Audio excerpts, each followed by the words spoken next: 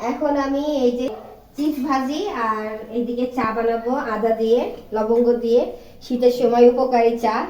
তো শুধু চা খেতে কেমন লাগবে এই জন্য এই যে চিপস কিনে নিয়ে এসেছি বাজার থেকে। এই চিপসগুলো এখন তেলে ভাজতেছি। দেখুন অনেক বড় বড় হয়ে যাবে। আর চিপসে কোনো কালার দেওয়া নেই, এই জন্য এগুলো নিয়ে এসেছি। কালার দেওয়াগুলো শরীরের জন্য ক্ষতিকর, তো এগুলো নিই নাই। এগুলোতে একটু কালার নেই, খেতে কিন্তু অনেক মজা। এই যে এইদিকে আদা আর পানি কেবল জাল হচ্ছে। এবার দিয়ে দেবো চা পাতা, আর এদিকে ভাজি হচ্ছে হোক। চা পাতা দিয়ে দিচ্ছি, একটু বেশি করে চা পাতা দিলে খেতে মজা লাগে চা।